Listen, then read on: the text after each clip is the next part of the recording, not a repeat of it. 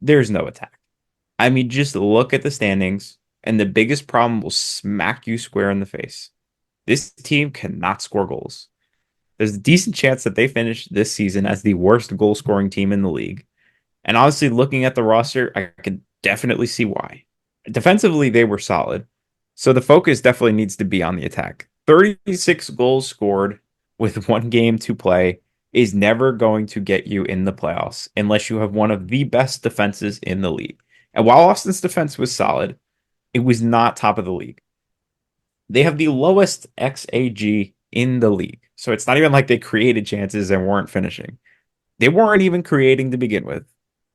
Maybe this is a product of a lack of creativity, but their leading scorer is Obrian, who is a winger they took a flyer on after getting sent out of Dallas, which leads me into my next point that I will talk about afterwards. Building off of that, I had lack of attacking options, right? So if you look at the roster on transfer market, which again, as accurate as you want it to be, 66% defensive players. There are 9 players who play as a 9, 10, 7, or 11. The rest of them, all defensive minded or goalkeepers. That's a really bad roster balance, right? Especially in a league where strong attackers are a premium and really, really make a difference. This roster always felt weirdly built, and I think we talked about that when we were on with our previews, and it proved to be true by the end of the season, and they were eliminated on the second to last day. Yep. And building on my first point here, they have no striker. Last season, this was a point for me as well in what went wrong. And we're still here talking about it because they didn't properly address the problem. Last season, Zardes was poor at striker for them and allowed teams to focus on containing Driussi. This season, Driussi was even more contained, meaning the strikers more than ever needed to step up, and they still couldn't. Their solution in the offseason to try and address this problem was to bring in Diego Rubio, who had a strong 2022 season with Colorado, but was coming off a down year in 2023.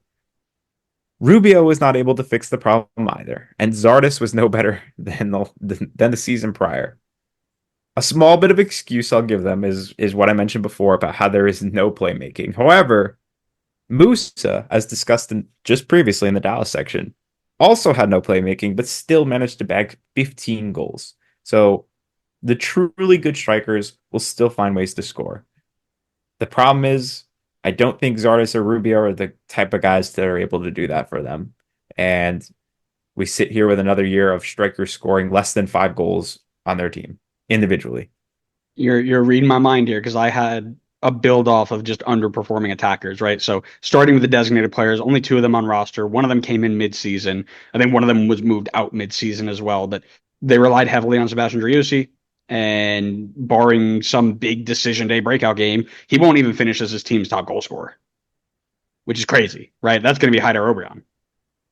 They then brought in Osman Bukhari, who looked like he was going to light the league on fire from minute one, just have 1 goal in 700 minutes since joining the league. Now, next season, we're going to be doing a prediction of the David Goss theorem player of the year. And he may be that player who comes in mid-season this year and then breaks out in 2025. We'll have to see. But there were other players who were not designated players, as you just mentioned, who were expected to contribute but didn't. This includes Diego Rubio and Gyasi Zardes, both only finishing with 4 goals, right? So Austin are one of a handful of teams without double-digit goal scorers. Most of those teams are in this list, and there's a reason for it. Because as we mentioned, if you don't kick the ball through the white sticks, no win. If you know win, you know go playoffs. I'm glad you could dumb it down for everybody listening. That's what I'm here Um, for.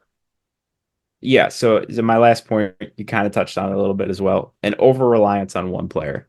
In 2022, Austin seemed to have found themselves a star in Sebastian Driussi, who managed 22 goals and 7 assists to lead Austin to second in the West. He was an MVP finalist and looked to only just be hitting his prime. He was the perfect guy to build a team around, or so we thought. Since that season, Driussi has taken backwards steps after backwards steps, with this season honestly feeling like rock bottom, as outside of second assists, he couldn't even hit 10 goal contributions. Granted, there's still a game to be played, and that's with over 2,000 minutes played. Maybe this is a product of teams figuring out how to play him. Maybe it's Wolf's tactics getting stale, or maybe a combination of the two, but he has been on a steady decline. The problem is that the team is relying heavily on him to make things happen in the attack. So when he doesn't perform like this season, their attack becomes one of the worst in the league. They need to get more help around him if they're going to turn this attack around. And maybe Bukhari is the start of that. But there's more work to be done in the offseason. They have an extra DP spot open. It'll be interesting to see what they do. Well, that's assuming one, he's still around on day one because there are the rumors that he doesn't want to be there anymore after liking all those tweets saying he should go. And then there's also Fair. the assumption that they go with the three designated player route. They could go two and get an extra couple million gam, Could do that too. right? And that changes the way they build it. And it's something that I'm really looking forward to in the 2025 previews because it just adds that extra layer of complexity. My last point here, and the last point for the video or episode, depending on where you're watching it, awful form at an awful time.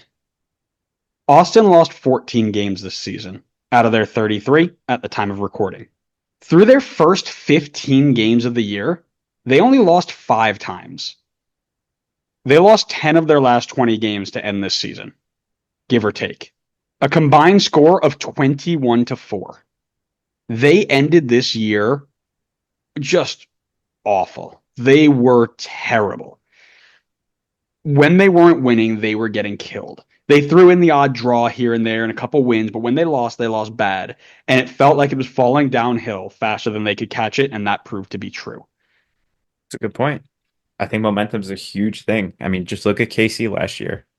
They had a little bit of a spurt to get into the playoffs, and it led to them knocking out the 1 seed. So momentum's a big thing. Yep, and if you're on the wrong end of it, like our friends in Harrison, New Jersey, it's going to be a short playoff for you. So, Here's hoping. anyways, yeah, honestly, same.